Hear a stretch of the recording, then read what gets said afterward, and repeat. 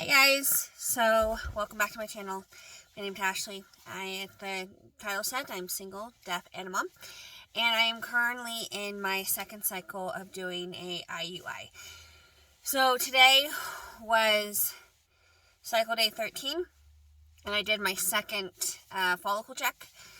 Sometimes I interchange cyst check as well. So both mean the same thing, which is basically looking at how big is the follicle that will contain the egg, that will release the egg, and then start the next cycle to try to get pregnant. So today was my second follicle check, and last time it was about 8 millimeters.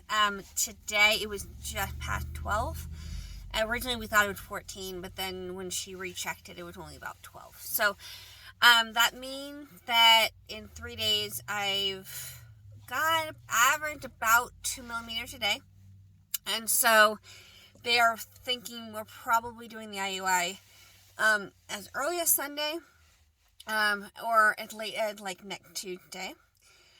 So that's good. I mean, obviously we have the Memorial Day weekend this weekend. But it means that if it happened on the weekend or Monday, I don't have to miss work, which is always good. And so, yeah. So it was 12. It needs to be 18. So we're looking at about Monday or Tuesday. However, I am me. And so once you hit your ovulation window, you need to take ovulation tests every day. And today, my ovulation test said high fertility, which basically just means that if I was trying to do this with a partner, this would be a good day to try to have the baby and try to have intercourse and have that. So for me, it doesn't mean much. It just means that my hormones are starting to move towards ovulation.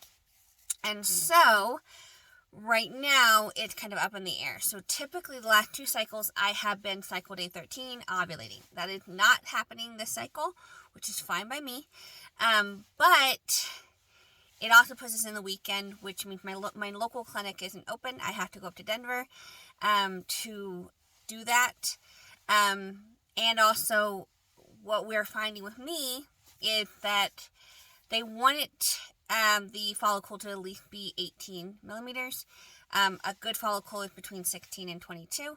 It at least needs to be 16, and obviously we don't want it to be too big. That's abnormal, right? So they want 18. And so once they measure at 18, they want to do, they typically trigger, which is having a trigger shot. With me, last time, I did do the trigger shot. I was measuring at 16, but then the next day I surged, which means I was ready to ovulate until they had me trigger that day. And so we're pretty sure I actually trigger at about 16. I actually ovulated about 16 millimeters. So that's the bit of the worry is, once again, we're kind of, because it seemed to happen very quickly with me and very soon, we might miss our window, and that's always the worry. So my tech today said if I have a surge between tomorrow, which is Saturday, or Sunday, to just start driving up to Denver. Just drive up to Denver, and yeah, just drive up to Denver and call them on the way, and hopefully they can get prepared and we can catch this. I think the hardest part about all this is being able to kind of really narrow down a window and when would be the best time.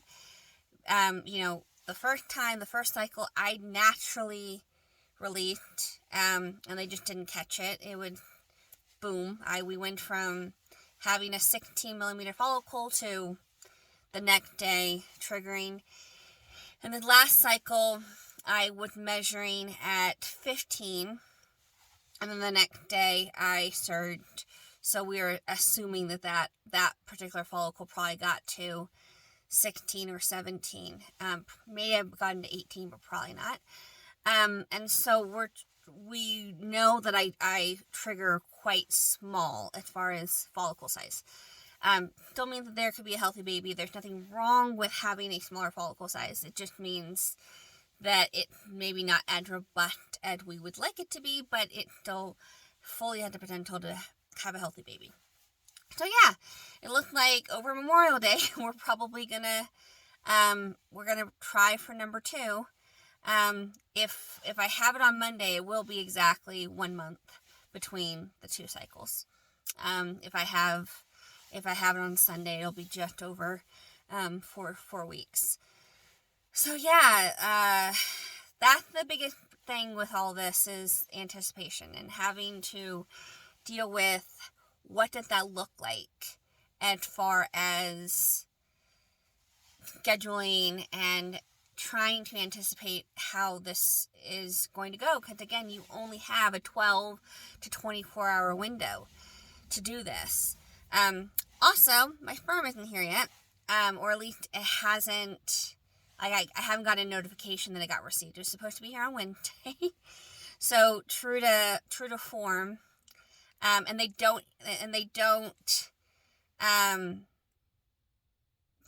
deliver on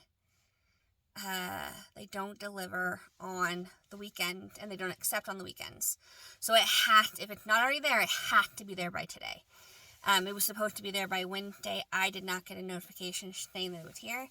So that's a little worrying and that's a little anxiety riding. But it's hard, and it'll all come together.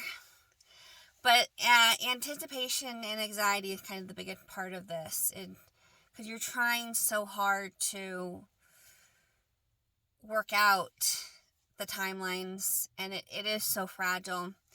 And with the fact that I have a clinic that is closed on the weekends, so I can't just run up 15 minutes to go get checked out, it's a little, anxiety, and it's hard, because then it brings a feeling like, okay, is it my fault? Because my body is so unpredictable, and then begs the question, do we move to medication? Do we move to try to kind of manipulate my cycle and manipulate my body more than we already are with the stimulating hormone and the progesterone that I was on when we were trying to keep the pregnancy, should I have had a pregnancy. So that's where we are at. I probably won't have another follicle check before I go in. I'll just have to keep testing, and then they'll probably have me do a trigger shot. I might get another call or message. Today my nurse is out, so one of the other nurses will probably contact me on better steps. But for right now, we are looking at a Sunday or Monday IUI, and then the dreaded 4-week wait. The 2-week wait to the 14 day wait, which is excruciating and very hard. And this time, trying to not test and trying to not overthink it will be very difficult, because now we're on cycle number 2, so you're anticipating more, you're hoping more, you're a little bit more deeply rooted, because okay, that first one didn't happen, statistically that didn't happen, however, we're on cycle number 2, so that is statistically a little bit higher, not much, it's about 10-15% higher. It's about 10% higher, and even then, it's only about 20 to 25% success rate. IUI does have a very low success rate, in the sense that it kind of takes several times, but every time you do one, you have a higher chance of success, and so I think it gets as high as 40%. So still not greatest odds. I mean, it's still less than 50 even after a couple cycles, but it did get closer to 50, and so it gets a lot closer to a hand toss. So yeah, so when I do the IOI, I will do another video, and keep everyone updated. I appreciate your time. Please like and subscribe. And the more that happens, the more people this reaches, and the more people hopefully maybe get a little bit of help from my story and from what I'm going through. And yeah, so God bless and thank you.